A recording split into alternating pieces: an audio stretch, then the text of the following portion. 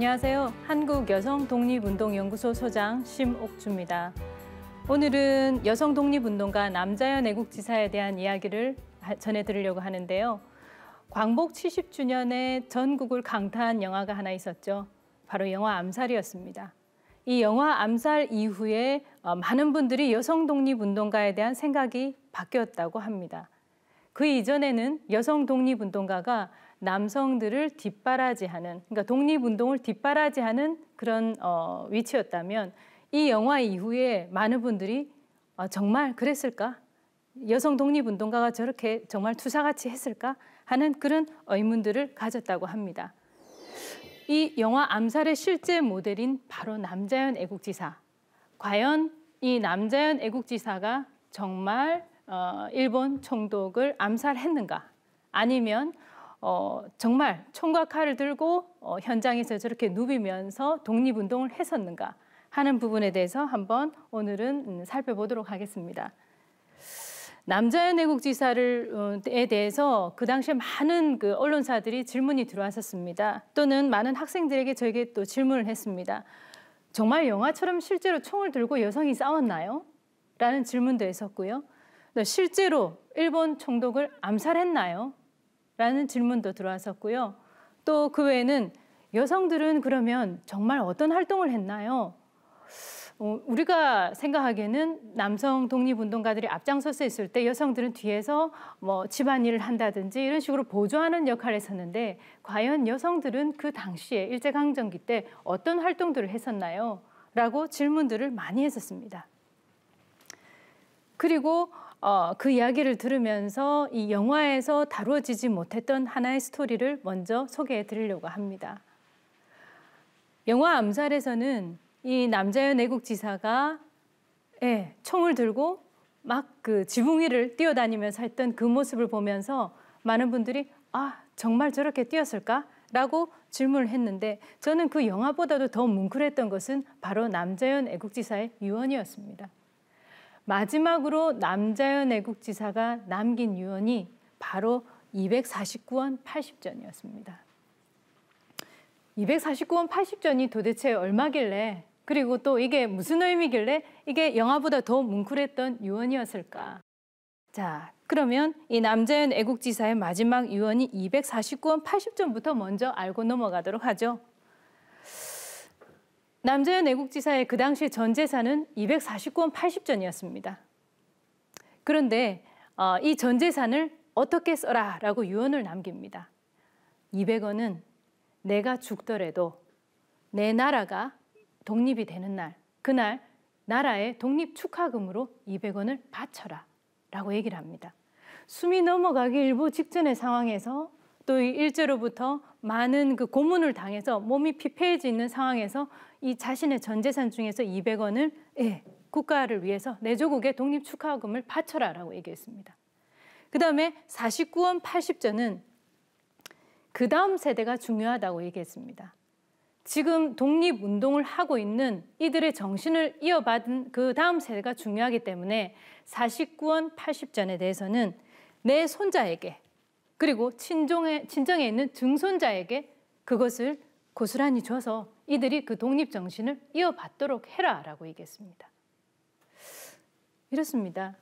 우리가 죽음에 임박했을 때 그리고 그 당시에 내가 가지고 있는 전 재산이 마저도 나라를 위해서 또는 독립정신이 그 다음 세대에게 계승되기 위해서 뭔가 이렇게 유언을 남겼다는 것은 정말 뭉클한 상황이었을 겁니다. 임종 당시의 그 당시의 상황에 대해서는 나중에 뒤에 설명하기로 하고요. 남자연 애국지사에 대한 수식어는 이렇게 있습니다. 독립군의 어머니, 그리고 양반가 여성이었던 분, 또는 3.1운동에서 이분도 뭔가를 뛰었다는 겁니다. 3.1운동에서 뛰었던 여성, 그리고 독립투사, 또는 노파 남자현. 왜 노파 남자현이라고 했을까? 그거는 이후에 또 확인을 해보죠. 그다음에 만주의 여걸. 남자연 애국지사의 주요 활동지가 국내 활동지에서 국외로 넘어갔을 때 국외의 주요 활동지가 바로 만주 지역이었습니다. 그래서 만주의 여걸, 그 다음에 총독 암살. 이런 수식어들이 남자연 애국지사를 대변하고 있습니다.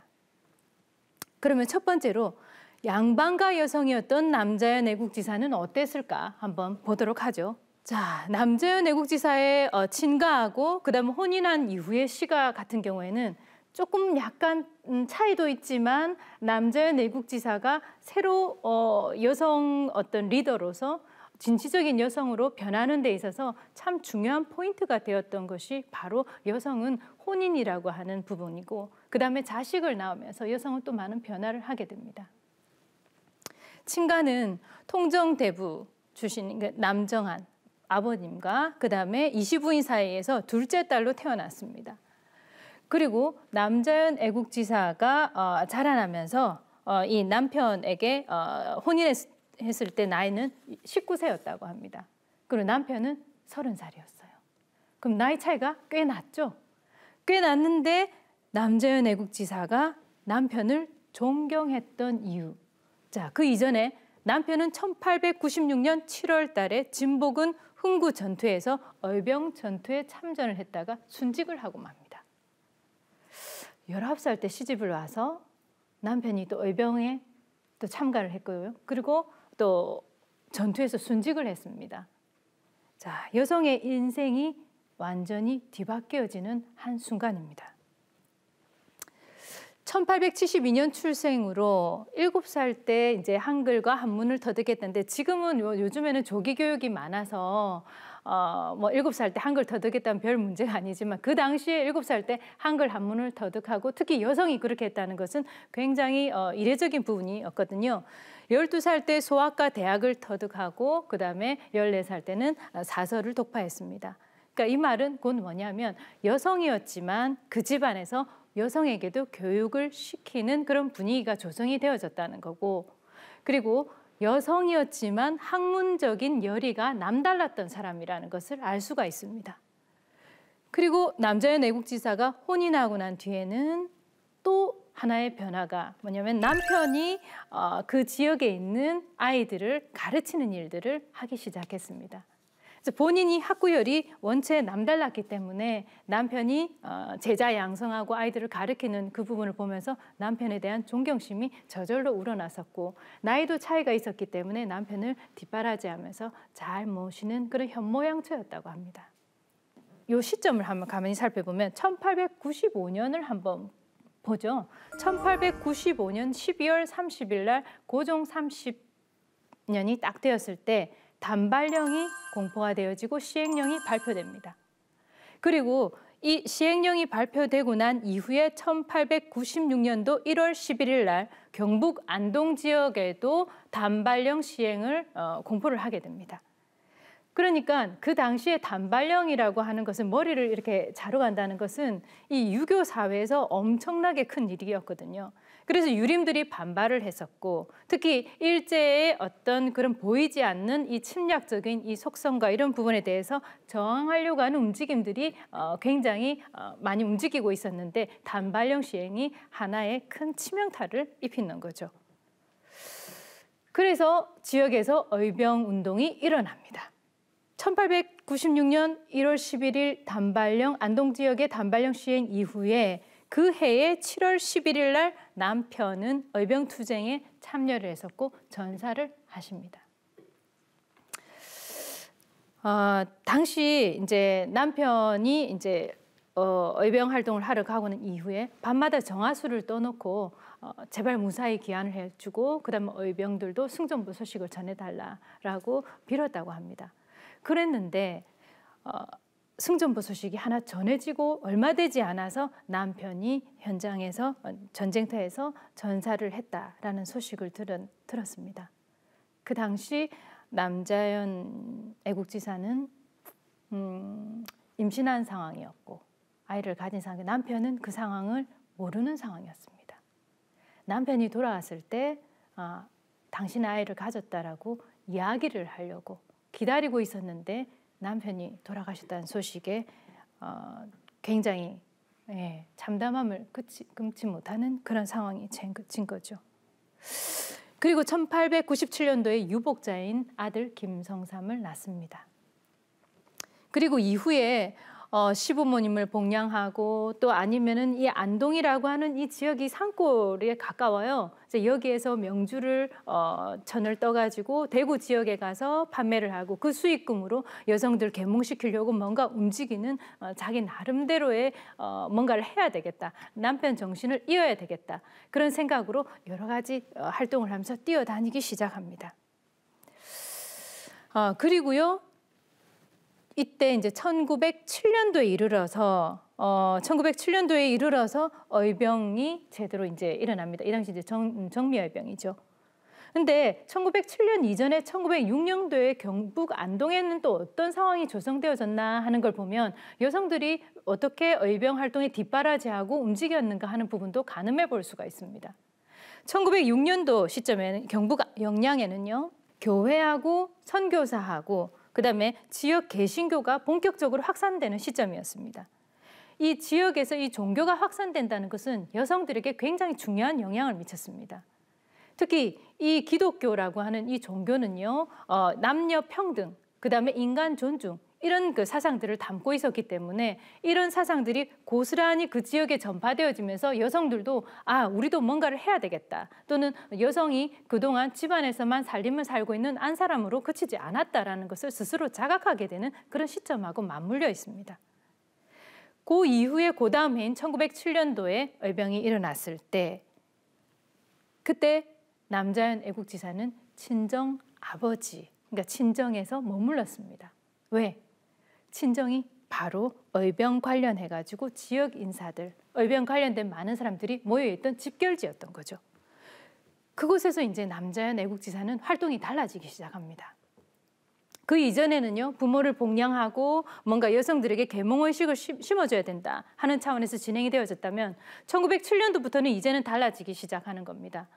그때는 의병 활동을 하기 위해서 이분들을 지원하는 것은 물론이고 그다음에 정보를 수집하는 역할도 하게 되고요. 그다음에 모집하는 역할도 하게 되고요. 그다음에 후방을 교란시키거나 아니면 엉뚱한 정보를 흘려가지고 그 상황을 좀 교란시키는 그런 것까지도 하면서 거기에 깊숙하게 들어갑니다.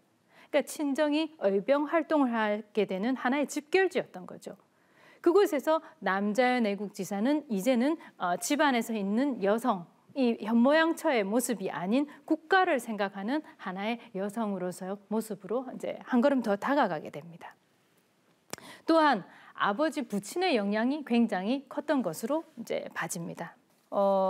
그런 이제 와중에 시간이 좀 지나서 3.1 운동이 시작되어지는데 금방 친정 집안을 얘기를 하다가 3.1 운동으로 훅 넘어가는데요. 이 과정에서 남자연 애국지사가 왜 경북 영양에 있다가 서울로 상경하게 되는가 하는 그런 계기가 된 것이 바로 이 3.1 운동 시기입니다.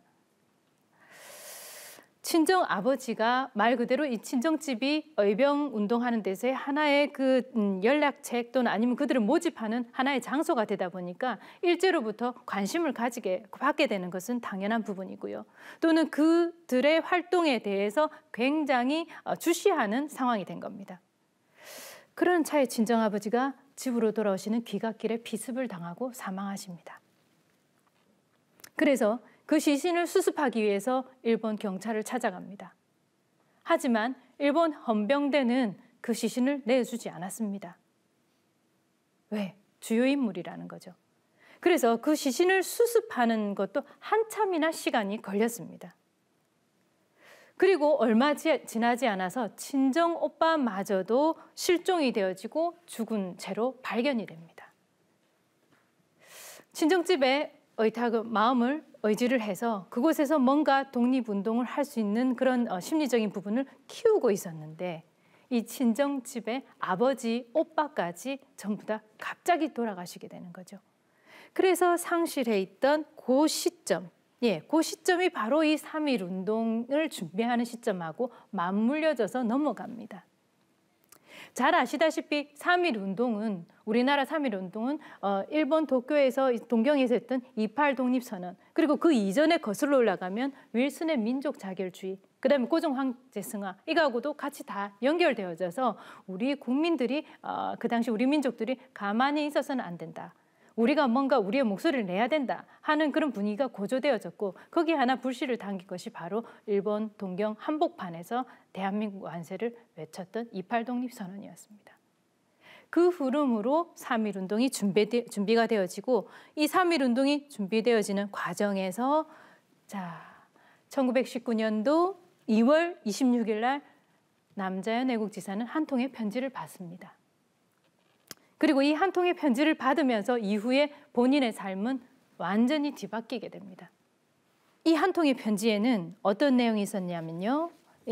남대문에 있는 거주하고 있는 김 씨 부인이 이제 보낸 편지였습니다. 이렇게 올 수 있었던 것은요. 경북 영양 지역의 기독교라든지 이런 종교적인 영향들하고 그다음에 여성들의 의식 변화, 여성들의 활동하고도 긴밀한 연관성이 있었다는 것을 알 수가 있습니다.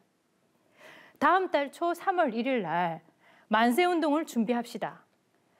서울 연희전문학교, 지금으로 좀 연세대거든요. 연희전문학교 근처 교회당에서 우리가 만나서 무언가를 합시다.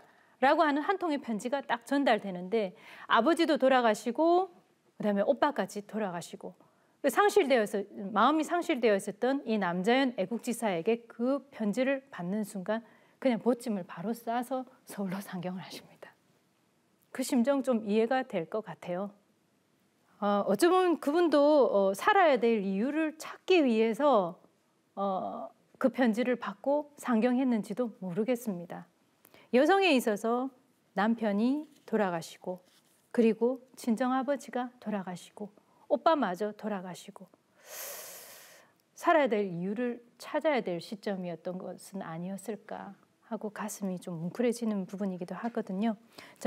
이 한 통의 편지를 받고 서울 상경을 하게 되고요. 서울 상경을 하고 난 이후에 3월 1일 날 오후에는 신촌 거리에서 쪽집머리를 한 여성이 대한독립선언서를 나눠주고 있는 모습이 포착이 되어집니다. 바로 남자연 애국지사였습니다. 3월 1일 오후에 신촌 거리에서 쪽을 진 여성이 나와서 독립선언서를 나눠주고 있다. 그 서울 같은 경우는 그 당시 굉장히 괴화 여성이 많았거든요. 많았는데 그 중에서 나이가 좀 있으신 분이 그 당시에 움직였던 나이가 47살이었습니다. 그리고는 독립선언서를 배포했던 이 남자연 애국지사는 여기에서 머물러서는 안 되겠다라고 생각을 하고 3월 9일 날 만주행 열차에 몸을 싣습니다. 근데 만주행으로 가게 된 것도 이유가 있습니다. 1911년에서 1912년 요 언저리쯤에 바로 남자연 애국지사의 친정과 시댁 인척들은 이미 만주 쪽으로 많이 이주를 했었습니다. 그 당시에 만주 지역은 굉장히 좀 특성이 있었습니다. 국내에서 일본의 압박이 굉장히 심해지고 있는, 탄압이 굉장히 심해지고 있는 상황에서 만주 지역은 그나마 독립운동가들이 제대로 목소리를 낼 수 있는 지역이었고 그리고 그곳에서 뭔가 우리 독립운동 할 수 있는 전초기지를 꾸리자라는 의견들이 합치되어져서 뭔가 독립군 양성이라든지 이런 식으로 실질적으로 그런 부분들이 움직여지고 있었던 시기였습니다.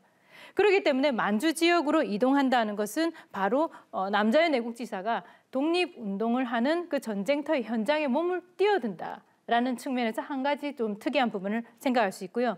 두 번째는 뭐냐면은 다른 지역이 아닌 만주 지역이었다는 겁니다. 그러면 만주 지역은 상해 지역하고 차이점이 있습니다. 상해는 임시정부가 꾸려져서 움직였던 지역이고요. 만주 지역 같은 경우는 서로 군정서가 있었기 때문에 무장투쟁 활동으로 이어지는 지역이었습니다.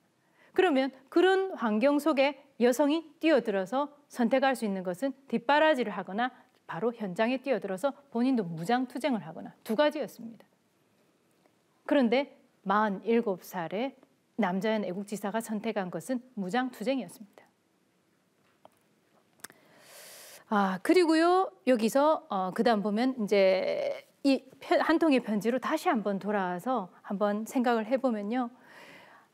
아버지의 피습과 친정오빠의 실종, 죽음, 그리고 이런 것들이 대한독립선언서, 이것을 배포하는 하나의 그 인격체로 당당하게 서게 되는 거고, 또는 대한독립여자선언서라고 하는 여성들이 모여서 만든 이 선언서의 그 여파로 여성들도 뭔가를 해보자 하고 움직이는 하나의 그 물결 흐름 속에 스스로 몸을 던진 거나 다름없었습니다. 자, 그리고 이제 세 번째로는요, 만주 지역의 남자연을 한번 살펴보도록 하겠습니다. 이 만주 지역의 남자연 부분은요, 자, 이곳을 가기 전에 남자연 애국지사가 한 말들이 있습니다. 내 남편과 내 조국의 원수를 갚기 위해서 나는 독립운동을 도모한다.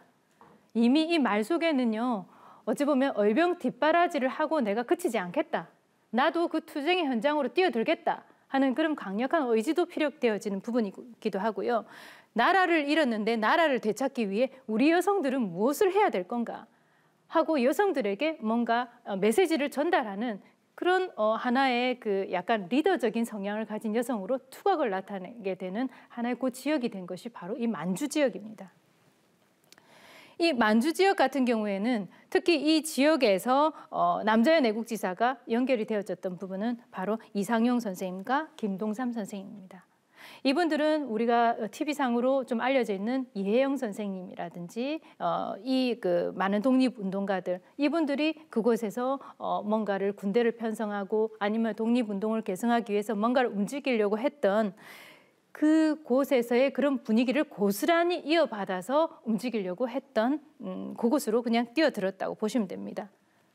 또한 1919년도 4월쯤에는 이 만주 지역에는 군대가 재편성되면서 군정부가 구성되어지기도 하는데 여기서 나온 것이 바로 서로군정서입니다.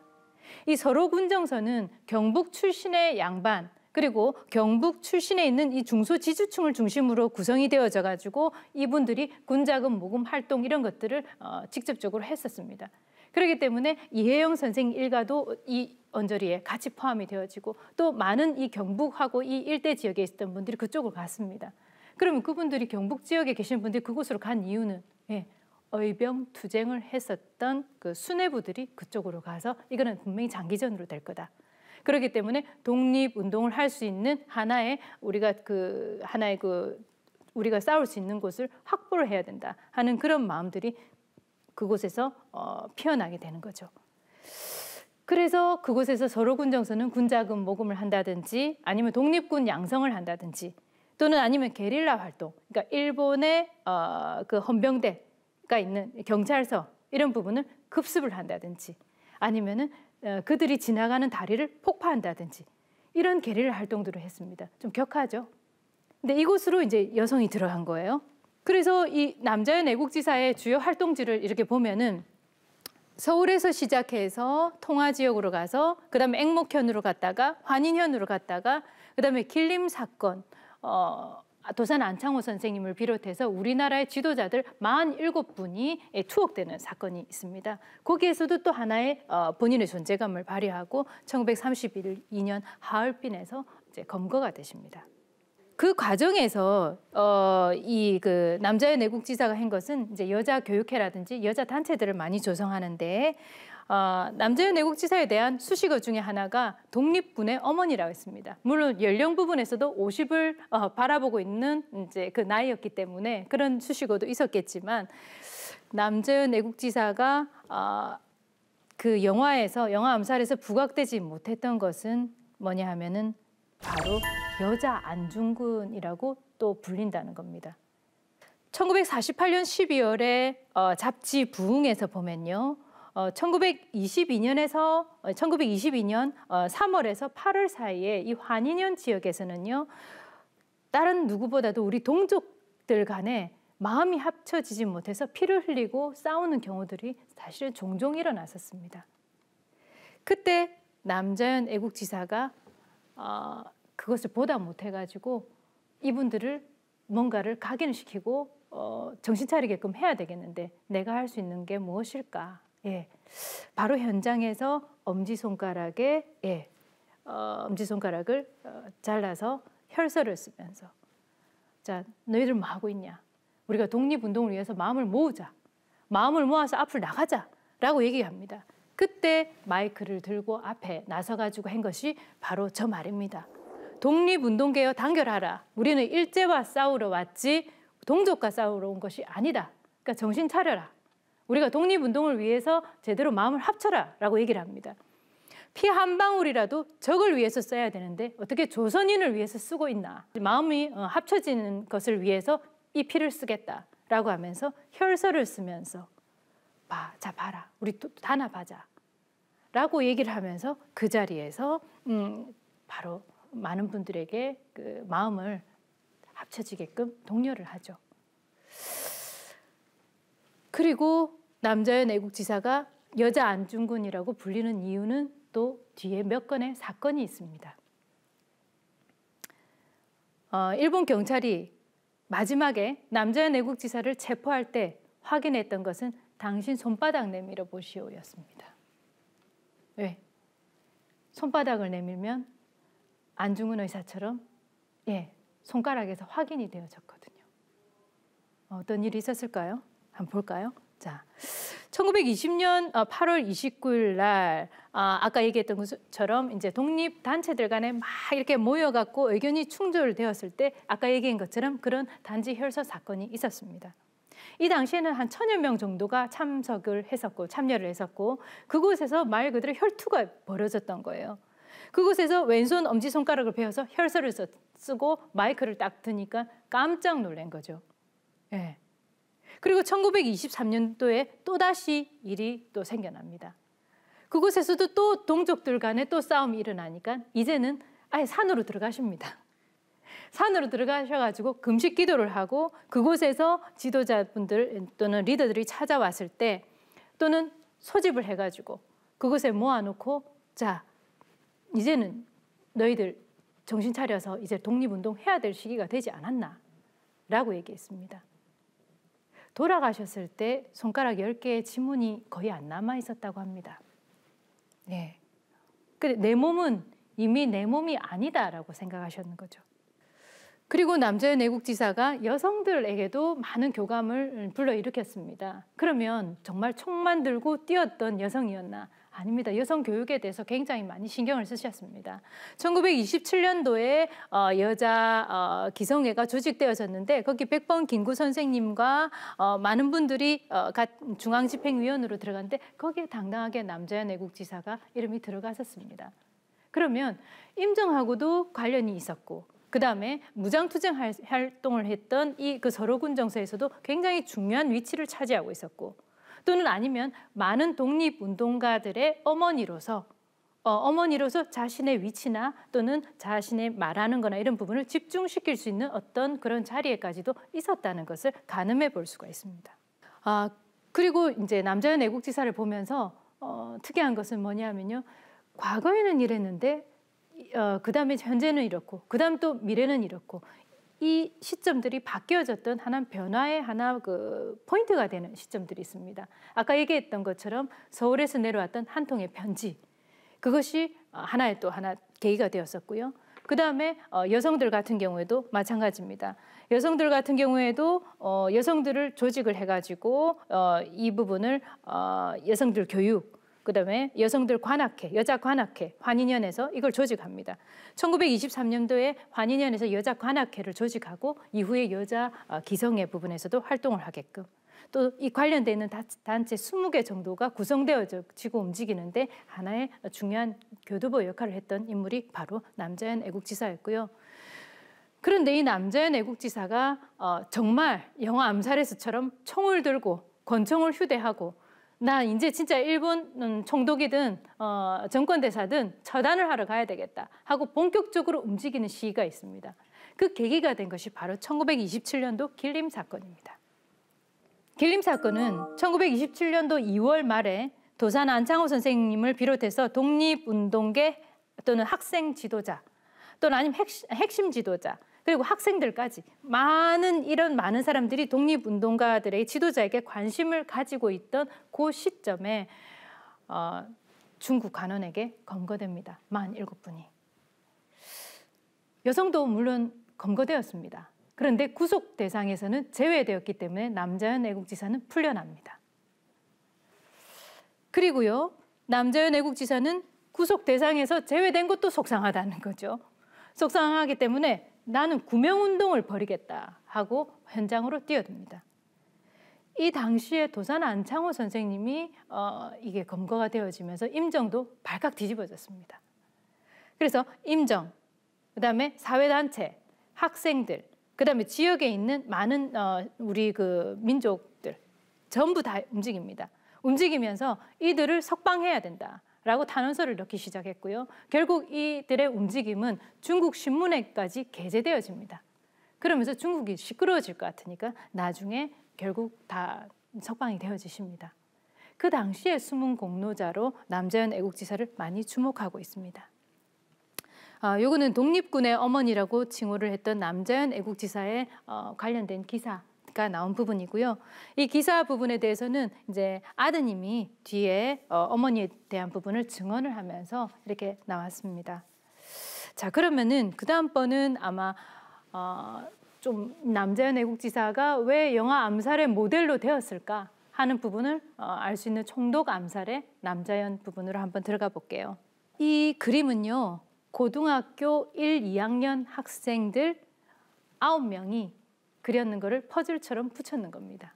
올해 저희 연구소에서는 내년 3.1운동 100주년을 앞두고 원래 3.1운동이 1919년도에 일어났지만 불씨는 그 전에 튀어졌거든요. 그리고 3.1운동 당시에 학생들이 없었으면 3.1운동이 그렇게 일파만파 퍼지지 못했어요. 지도자들이 위에서 움직여졌고 그 다음에 전국의 학생들이 다 움직였습니다.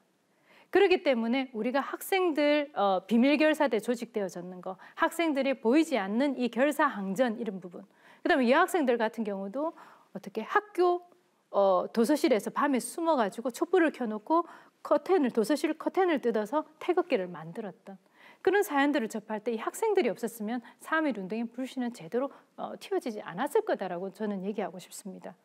그래서 그 정신을 오늘에서 3.1운동 100주년 내년을 앞두고 올해 저는 전국으로 우리 학생들하고 고등학교 1, 2학년 학생들하고 움직이고 있습니다. 그 첫 번째로 이제 여성 독립운동가 33점을 저희가 이 고등학교 1, 2학년 그러니까 미래의 디자이너를 꿈꾸는 학생들과 같이 이걸 했고요. 그리고 요거를 지금 전국적으로 전시를 하고 있는데 올해 전시만 지금 10회 그리고 해외 호주 광복회 호주까지 저희가 전시가 올해 계획이 되어져 있습니다.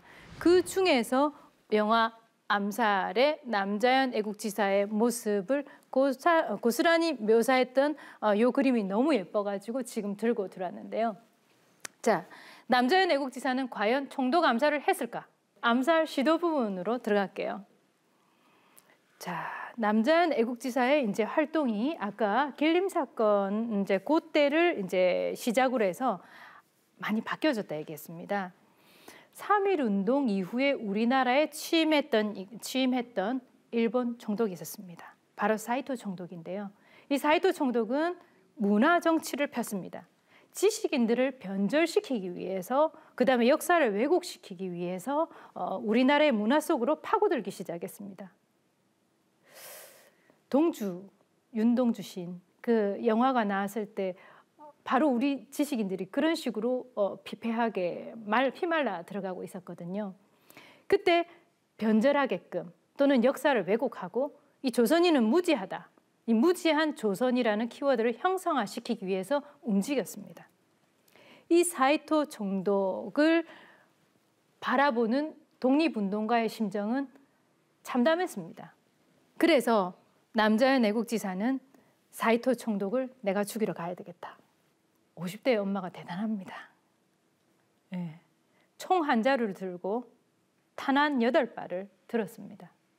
그리고 이 총독을 죽이기 위해서 나섭니다. 네.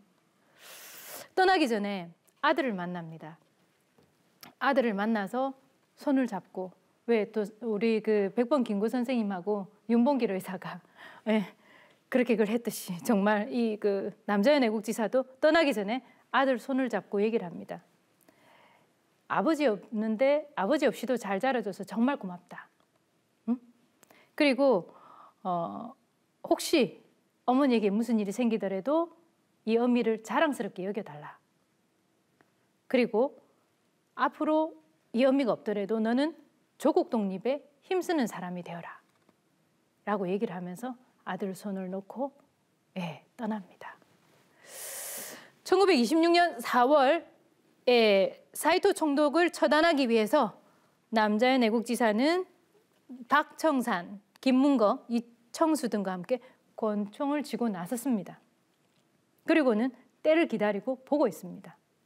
이제는 정확하게 어떤 때를 딱 맞춰서 하는 게 중요하니까. 현장에 도착해 보니까 경계가 너무 삼엄합니다. 경계가 너무 삼엄해서 이걸 어떻게 해야 되나 하고 살펴보고 있었습니다. 자, 그리고는 그 사이를 대략 이제 맞추고 있었습니다. 그랬는데 거사 준비를 바로 하고 우리가 내일 모레 거사를 하자라고 마음을 전부 다 이제 합심해서 하고 있는 시점에 4월 28일 날 일이 터졌습니다. 해화동에서 청년 송학선이 참다 못해가지고 일본 고관을 기습해가지고 일본이 경계가 확 삼엄해지기 시작한 겁니다. 그래서 바로 그 다음 날 우리가 이거 거사를 하자 하고 마음을 합치고 있었는데 이 청년이 고관을 기습해 준 거는 정말 고마운데 기습하는 바람에 이거를 접고 그 자리를 떠날 수밖에 없는 상황에 처해집니다. 실패했습니다. 그리고 남자현 애국지사의 총독 암살 이 시도는 거기서 끝나지 않습니다. 과거에 여성들의 권익 신장을 위해서 많이 움직이면서 여성들로부터도 존경을 받고 독립운동가들로부터 존경을 받았고 길림 사건을 통해서 숨겨져 있는 공로자로 도산 안창호 선생님을 또 옥바라지를 또 하면서 왔다 갔다 하면서 숨은 공로자를 했던 이 남자현 애국지사, 그리고 총독을 암살하기 위해서 직접 총을 들고 나섰던 이 남자현 애국지사가 한 번 더 시도하기 위해서 뛰어듭니다. 1932년 2월 국제연맹 대표단의 리톤 조사단이 방문한다는 소식이 전해집니다. 일본이 만주국을 본인이 이제 일본이 만주국을 우리가 이제 그걸 한다라는 부분을 이제 선언하는 그런 중요한 시기이기도 하고요. 만주국 수립을 일본이 만주국을 수립하면서 우리도 인정받고 싶다 하는 그런 제스처 이런 부분에 대해서 이제 국제 연맹에서 대표단이 파견되어지고 이제 그런 부분들이 평남도청 여러 가지 이런 부분을 이제 돌면서 움직입니다. 방문을 하는데 이들이 이제 도쿄도 갔다가 상해도 갔다가 또 아니면 국내도 갔다가 이렇게 많이 움직입니다. 그리고는 하얼빈에서 결과를 발표를 앞두면서 그곳에서 한 일주일간 머문다라는 정보가 들어옵니다. 그래서 남자현 애국지사가 그 총을 놔둘 수가 있나요? 총을 또 준비를 해서 또 닦아서 그걸 총을 들고 나가려고 이렇게 하다 보니까 경계가 너무 삼엄해서 그곳으로 도대체 갈 수 없다라는 생각이 듭니다. 그래서 하얼빈에 보니까 마디얼 호텔에 이들이 머문다 하는 걸 알고 있었고요. 그래서 그러면 내가 할 수 있는 게 뭘까? 우리의 독립 의지를 보여줘야 되는데 할 수 있는 게 뭘까? 그렇게 해서 생각한 것이 뭐냐면 혈서를 전달해야 되겠다. 그래서 1932년 9월 19일 날 남자현 애국지사는 중국 음식점에 다른 독립투사들하고 같이 모여 앉았습니다. 그리고는 그곳에서 왼손 무명지 손가락 2마디를 거침없이 잘랐습니다. 자르고 그 손가락으로 대한독립원이라는 한자를 혈서를 씁니다.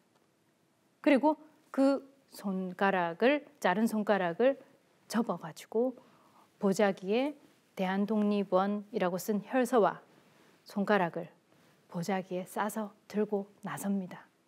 그리고 이 하얼빈에 있는 이 마디얼 호텔 앞에 서 있습니다.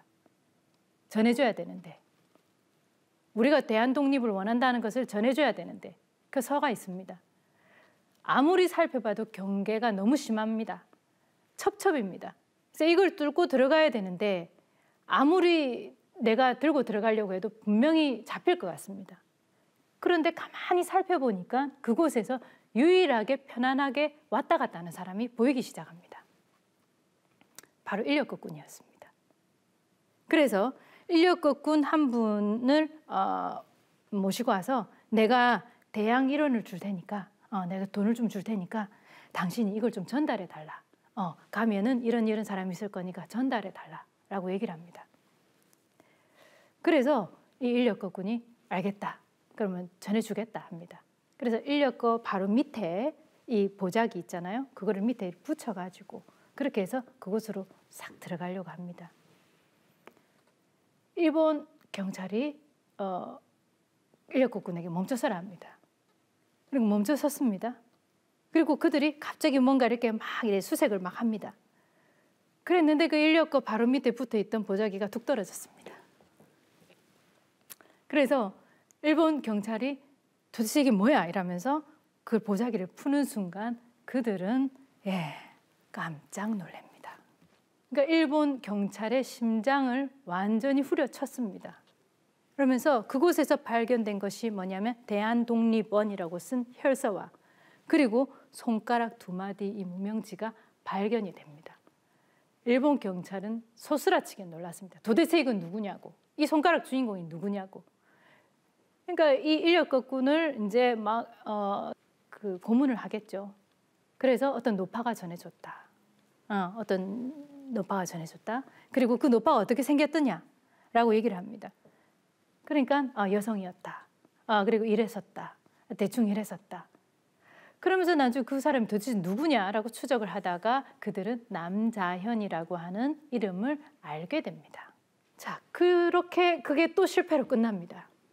실패로 끝나고 그로부터 1년 뒤에 남자현 애국지사는 이번에는 맡겨서는 안 되겠다.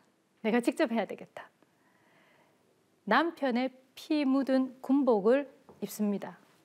결연한 의지를 다지기 위해서 죽을 각오로 하고 나가는 거죠.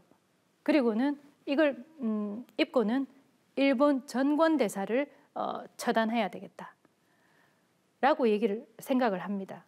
그리고 전권대사를 처단하는 날짜를 1933년도 3월 1일로 거사일을 확정을 합니다.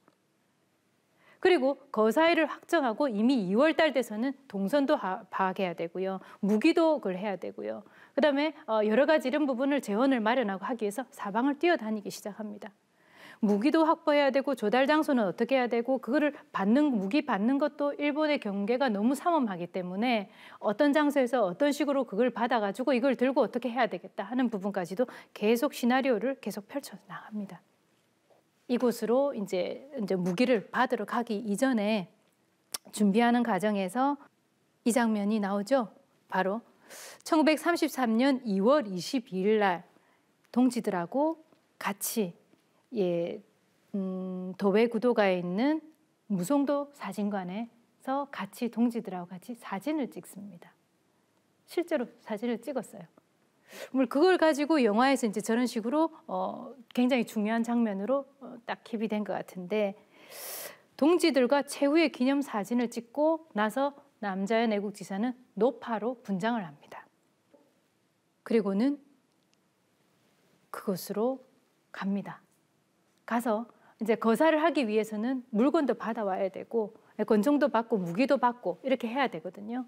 그래서 거사를 하기 이전에 거사 3일 전에 2월 27일 날 오후 4시에 남강 길림가 4호 딱고 집 앞에서 무기를 전달받기로 합니다. 자, 무기 전달받는 상자가 이렇게 생겼고요. 이렇게 돼 있는 게 있고 앞에 가면 그게 있을 겁니다. 그러면 당신이 가서 그걸 가져오면 됩니다. 라고 연락책들 간에 다 이렇게 연락을 합니다. 그렇게 해서 남자현 애국지사가 노파로 분장을 하고 그곳으로 갔습니다. 그리고는 그날 오후 4시에 집 앞에서 그거를 박스를 들고 골목을 빠져나오는 순간 갑자기 어디서 나타났는지 일본 경찰들이 나타났습니다. 밀정에 의해서 잡힌 겁니다. 그래서 남자현 애국지사가 딱 잡혔을 때 그들이 했던 말은 이거였습니다. 거기 노파, 바로 남자현이지. 손바닥 펴봐. 손바닥 펴봐 얘기합니다. 손가락 내밀어봐. 예, 무명지가 잘라져 갔죠? 그리고 손에 지문이 없죠? 그동안 혈서 쓴다고 손에 지문이 없죠? 대부분의 남자현 애국지사라는 걸 알았는 거예요. 그래서 남자현 애국지사가 바로 하얼빈 주재 일본 영사관 감옥으로 이송이 되어져서 6개월간 혹형을 고문을 바로 맞닥뜨려집니다. 네, 한번 볼까요? 그러면 남자현 애국지사 같은 경우에는요. 이렇습니다. 1926년도에 사이토 암살 총리를 시도했는데 실패를 했습니다. 그죠? 그리고 1932년도에도 무명지 손가락과 그다음에 혈서까지 보내셨는데 실패를 했습니다. 근데 1933년 그다음에 또다시 이걸 일제에 의해서 일본 경찰에서 발각되어져서 검거됩니다. 그런데 영화 암살을 보면서 정말 감사했던 것은 성공으로 그 영화를 마무리해 준 거에 대해서 굉장히 전 통쾌함을 금치 못했습니다. 참 감독이 이걸 이렇게 끌어냈구나. 너무 감사한 부분이었거든요. 자, 그렇게 했던 남자연 애국지사가 한 말은 이 말입니다. 바로 사람이 죽고 사는 문제는 정신에 있다 라고 얘기했습니다.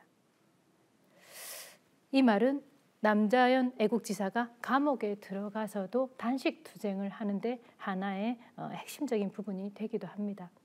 너희들이 준 밥을 내가 먹을 수가 없다. 난 살고 싶지도 않다. 왜 단식 투쟁을 했냐 하면 정신이 온전하면 생명을 계속 이어가면 같은 동지들 이름을 불어야 되기 때문입니다. 그래서 동지들 이름을 불어야 되기 때문에 내가 차라리 빨리 죽는 게 동지들에게 도움이 되는 거다라고 생각을 한 거죠. 그래서 단식 투쟁을 하고 거의 끼니를 먹지 못합니다. 이 사진은요, 임종 직전의 사진이 찍혀진 부분이거든요. 누워 계시는 분은 바로 남자연 애국지사고, 앉아 있는 분은 바로 아드님 김성삼 씨, 그리고 오른쪽에 손자 김시련입니다. 어떻게 저 임종 순간에 이거를 사진으로 남아져 있었는지 저걸 보는 순간 또 가슴이 또 더 뭉클해지기도 합니다. 당시 아드님은 신의주에 일이 있어서 가 있었습니다. 신의주에 일이 있어서 가 있었는데 뭔가 갑자기 일을 하다가 어머니가 떠오르기 시작합니다. 어머니가 자꾸 떠올라서 일에 집중을 할 수 없을 정도로 어머니가 떠올라서 그래서 집으로 돌아옵니다. 만주로 돌아와가지고 도착을 해보니까 전보가 수십 통이 쌓여 있는 거예요. 결론은 그거예요. 당신 어머니를 데려가라. 네, 일본 경찰이 보니까 당신 어머니를 데려가라 했습니다. 그래서 이 아들이 직감을 하고 뭔가 문제가 있구나 직감을 하고 이제 어머니한테 가려고 하는데 아들이 아버지 바지자락을 붙잡습니다. 나도 할머니 보러 갈래.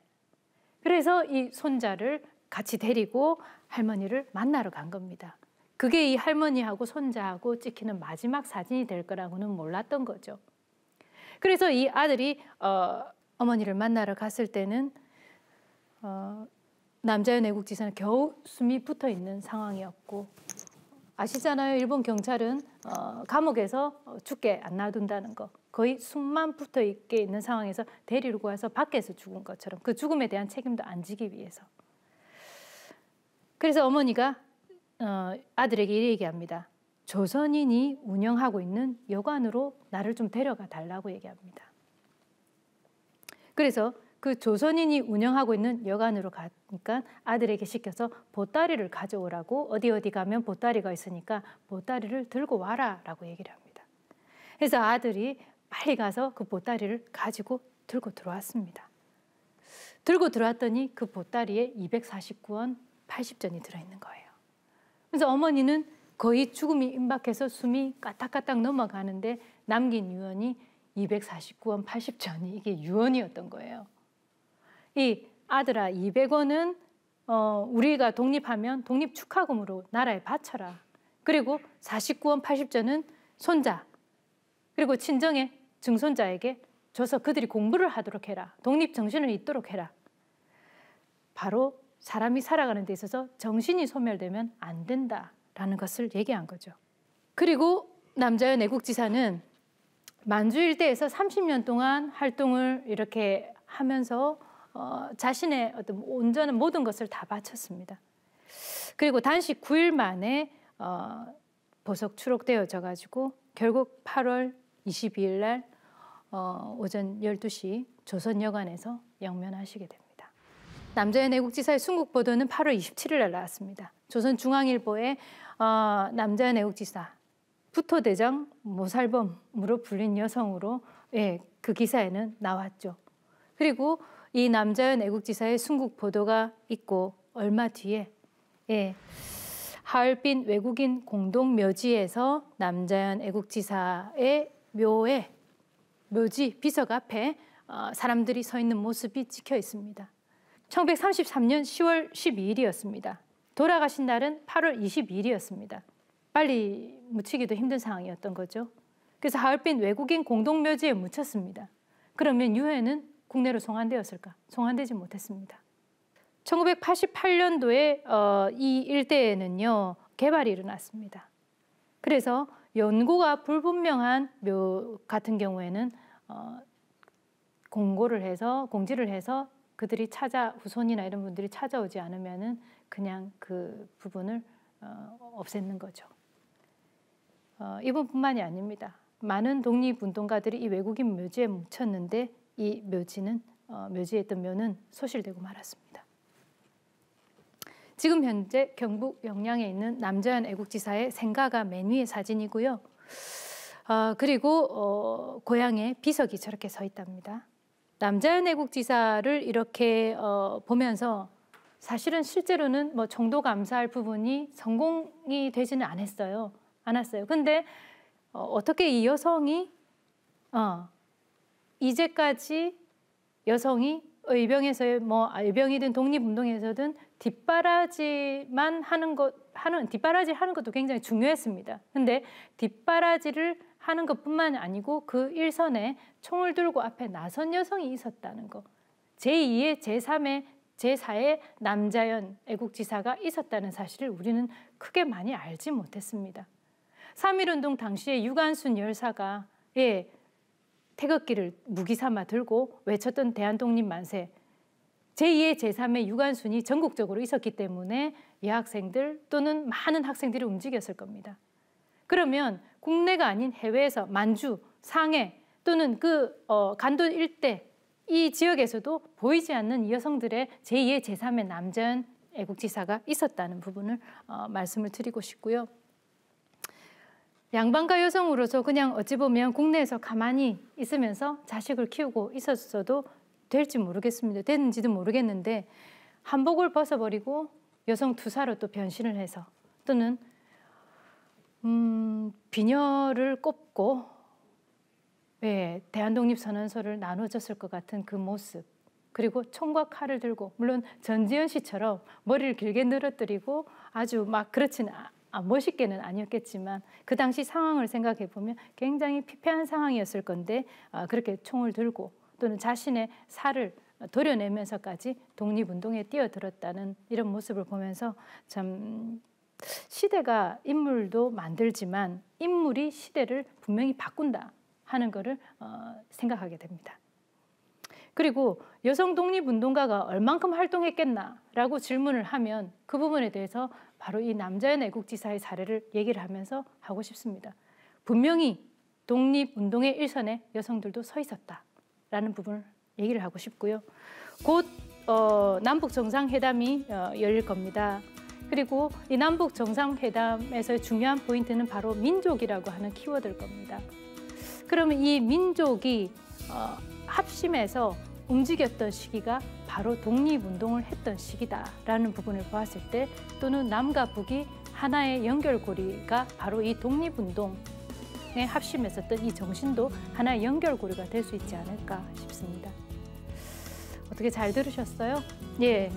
오늘은 영화 암살의 실제 모델이었던 남자연 애국지사에 대해서 이야기를 해봤습니다. 네, 감사합니다.